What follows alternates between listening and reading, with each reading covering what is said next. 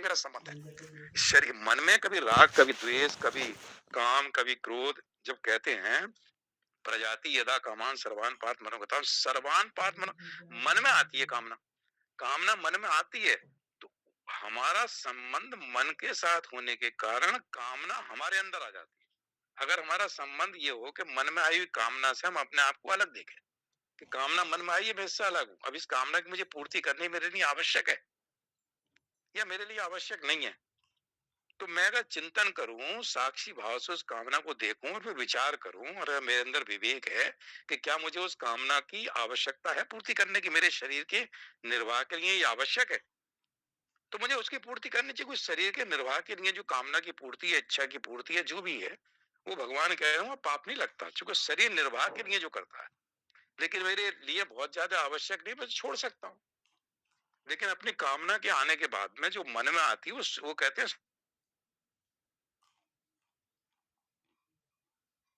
सनातन अंश होने के कारण ईश्वर का, जैसे ईश्वर पूर्णमदा पूर्णमिदम पूर्ण है, ऐसे आत्मा और जीवात्मा पूर्ण है। उनमें कोई कामना, कामना अपूर्णता में आती है जब मुझे कोई कमी लगेगी, तो इसकी इच्छा होती है कि इच्छा पूरी हो जाए, तो कमी स्वयं में नहीं होती है, मन में आती है। प्रकृति पूर्ण नहीं है। तो प्रकृति में पूर्णता नहीं है, प्रकृति में इसमें कोई ना कोई अपूर्णता रहती है। परिवर्तन जब होता रहता है, तो वो कहते हैं कि जब मन में आई हुई कामना को हम अगर त्याग कर दें, तो त्याग कब होता है? जब हमारा उसके साथ संबंध ना हो। हमारा संबंध परमात्मा के साथ है और शरीर का संबंध संसार के साथ है। माया से निर्मित ये जो शरीर है, माया से निर्मित जो संसार है, इसलिए भगवान कह रहे हैं माया भ्रमण करती है, कराती है। और देखो जो हमारे अंदर गुण है, ये भी सतोगुण रजोगुण तमोगुण, ये भी त्रिगुणात्मक माया है। तो किसी भी गुण के साथ संबंध होने के कारण हमारा संबंध प्रकृति या माया के साथ है, चाहे वो सतोगुण हो, चाहे वो रजोगुण हो, चाहे वो तमोगुण हो, तीनों गुण माया के हैं। तो अगर मेरा सतोगुण है मेरे अंदर बढ़ा हुआ, तो सतोगुण भी तो माया का एक गुण है, तो मेरा संबंध तो माया के साथ बना हुआ है, तो माया मुझे भ्रमण तो कराएगी, सतोगुण के कारण मुझे स्वर्ग ले जाएगी, और स्वर्ग में मेरे कर्म, मेरे पूर्ण कर्म पूरे हो जाएंगे, छीण करके फिर मृत्यु लोग ले आएगी।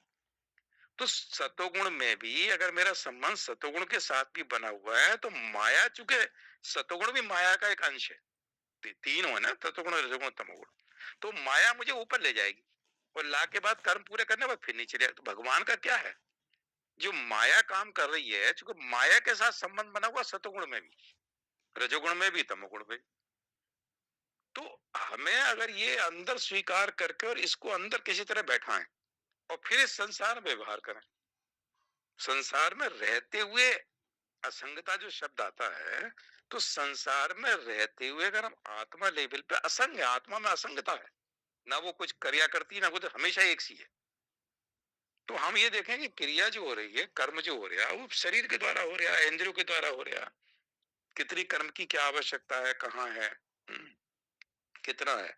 तो इसलिए भगवान ये तो कहते थे यहाँ बात, जीव और ईश्वर का भेद देखने से ये संसार में घूमता है, और कहते हैं किस उपाय से मुक्त होता है?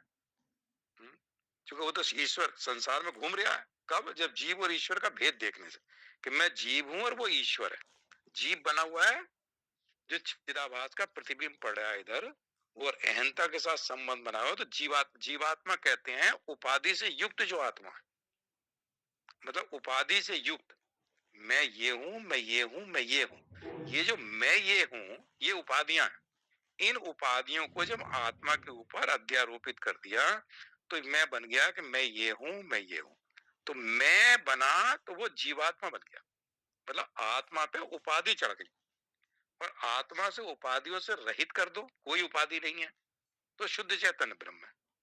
तो उपाधियों के साथ हमारा संबंध नहीं है। पिछली बार कोई और उपाधि थी, मेरा नाम अलग था, शरीर अलग था, ब्राह्मण क्षत्रिय वैश्य पता नहीं मैं क्या था, तो पिछली बार दूसरी उपाधियों के साथ मेरा संबंध, इन उपाधियों के साथ मैं जुड़ा हुआ रहता हूँ।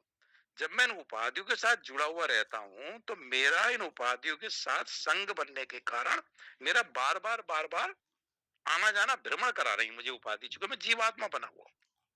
तो जीव बना है कि मैंने उपाधियों के साथ अपने आप को, आत्मा को उपाधियों के साथ जोड़ लिया, तो जीवात्मा बन गया, और उपाधि रहित जो है वो शुद्ध चैतन्य आत्मा है। तो जीवात्मा रूपात्मा इसलिए कहते हैं, जीवात्मा अगर ये सोचे कि मेरा ईश्वर के साथ भेद नहीं है, तो भेद देखने से वो संसार में घूमता है। तो वो कहते हैं किस उपाय से मुक्त होता है?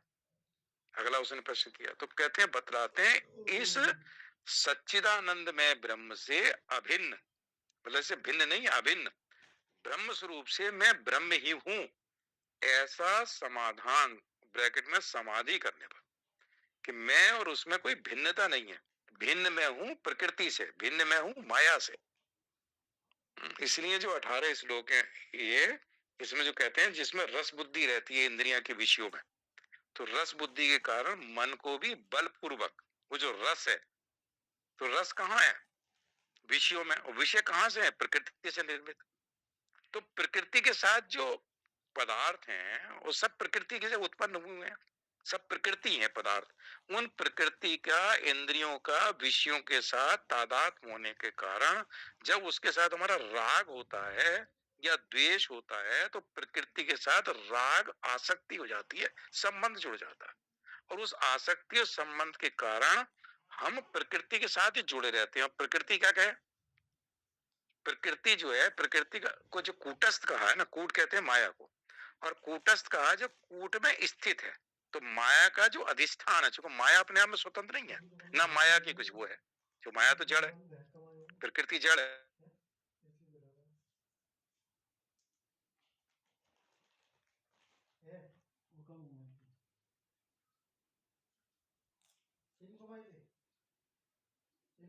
साथ जब हम तादात्म्य कर लेते हैं, इनके साथ जो राग और आसक्ति कर लेते हैं संसार के पदार्थों के साथ, तो हमारा संबंध माया के साथ बना रहता है। इसमें जब रस आता है, आनंद आता है इन विषयों में, तो रस बुद्धि जो है बलपूर्वक मन को खींच लेती है। लिखा बलपूर्वक गीता के श्लोक में, जो जो क्या है वो, सप्तशती, दुर्गा सप्तशती का जो पहला श्लोक है, ज्ञान चेतांसी, ज्ञानियों की चित्त को भी मेरी माया बलपूर्वक खींच लिखी, बलात् लिखा है। वही बलात् शब्द को भगवान ने गीता में दिया है कि बलपूर्वक, जहां रस बुद्धि है बलपूर्वक मन को खींच लेती है।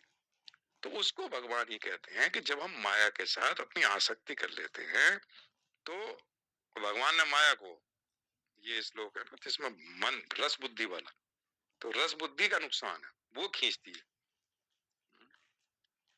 तो उसको भगवान ये कहते हैं विषयाविर्वन्ते रसवर्जम रसोपम परम दृष्ट्वा निवर्तते। और इससे पहले श्लोक में इसमें कहा है इंद्रियाणि प्रमाथीनि हरन्ति प्रसवम।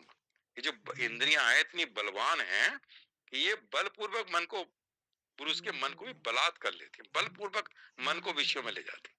और जीव चूंकि बेचारा मन के अधीन हो जाता है, जब उसे अज्ञान होता है, तो वो भी उनके विषयों के साथ आसक्त हो जाता है, और फिर माया उसको घुमाती रहती है। तो घुमाना ये है कि किसी तरह से हमारे अंदर ये स्वीकार हो जाए कि मेरा इनके साथ कोई संबंध नहीं है, मैं और ये दोनों।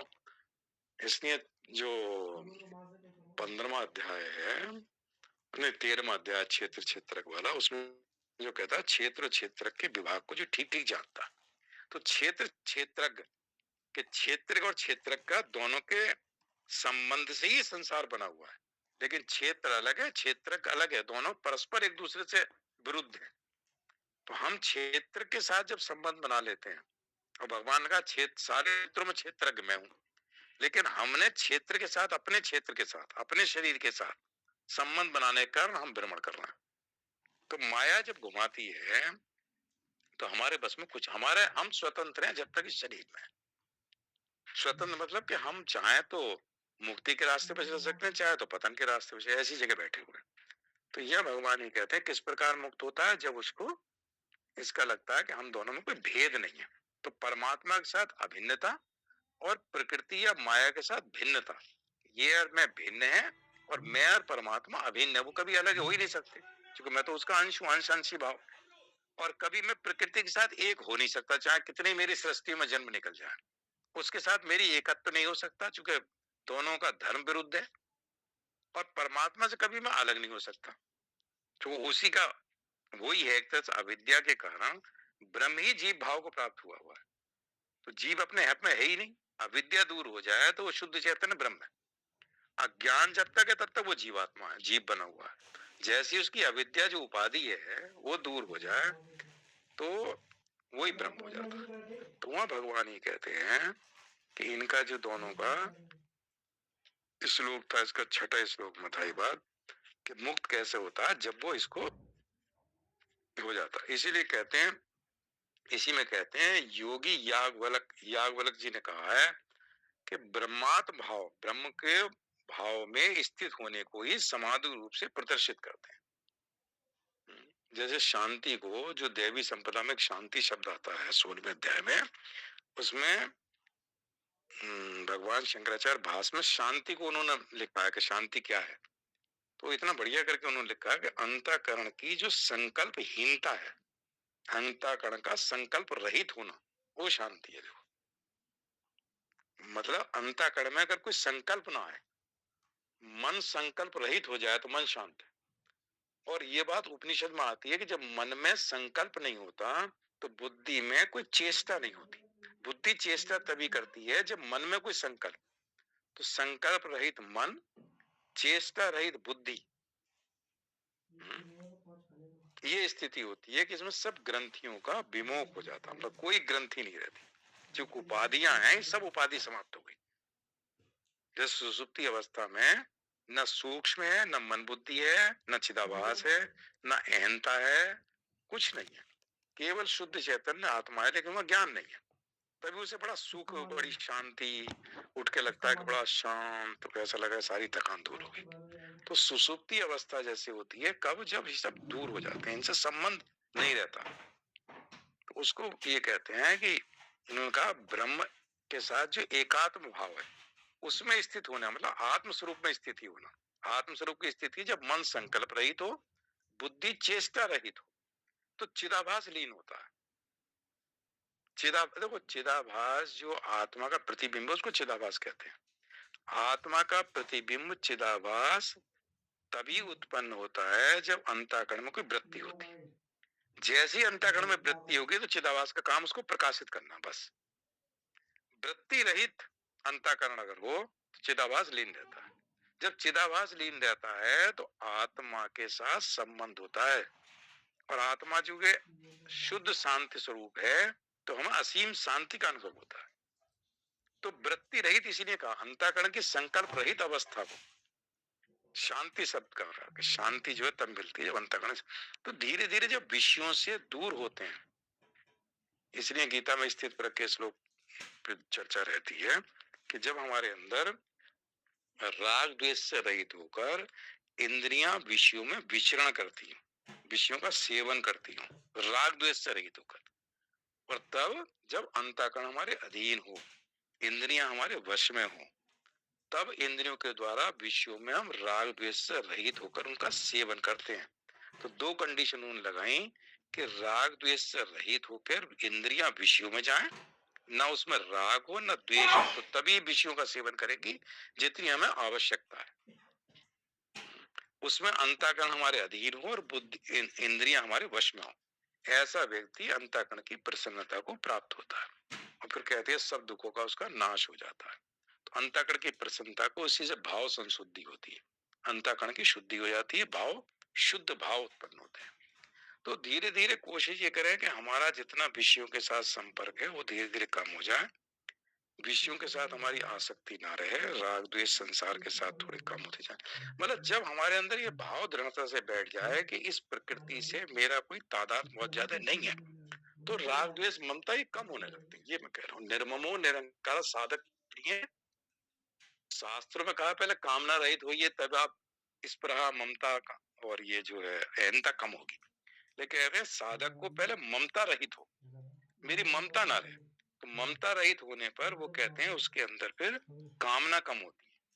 जब ममता ही नहीं है, ममता का मतलब प्राप्त वस्तुओं में मेरापन, जो हमें प्राप्त है इस संसार में उसमें अपनापन रखना, वो ममता है। अप्राप्त वस्तु की इच्छा करना कामना है।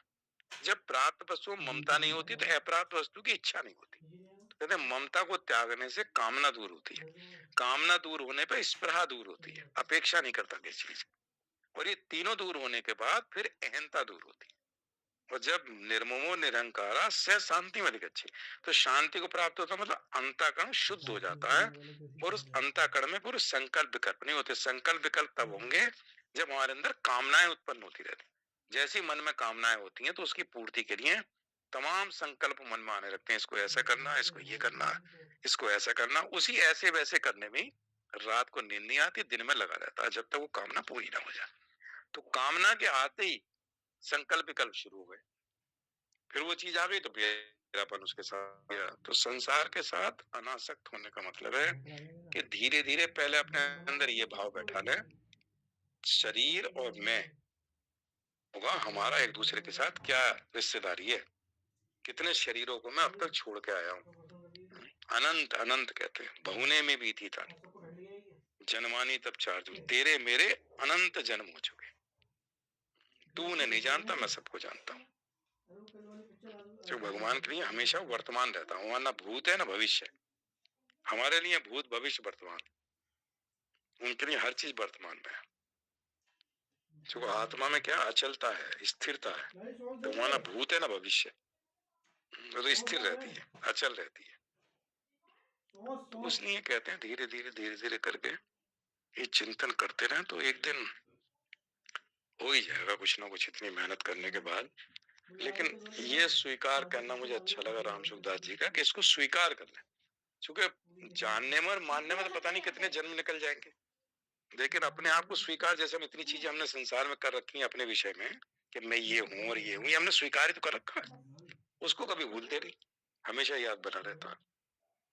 तो ऐसे ये स्वीकार करने में ईश्वर का अंश, मेरे साथ ईश्वर के साथ संबंध है। शरीर और क्षेत्र के साथ मेरा कोई बहुत ज्यादा संबंध नहीं है। ये एक दिन ये भी छूटेगा, सब छूटेगा, सब छूटेगा। तो इसके साथ आसक्ति, इसके साथ, लेकिन इसकी पूरी देखभाल करना, चूंकि प्रकृति के पंच महाभूतों से मिला हुआ है जिसमें हम इस वक्त रहते हैं, तो इसकी ठीक ठाक इसको बनाए रखना और ठीक ठाक चलता रहे, ये भी हमारी ड्यूटी है कि इसको ठीक ठाक रखें, ताकि हम इसके अंदर शरीर के अंदर रहते हुए चिंतन हो सकता है।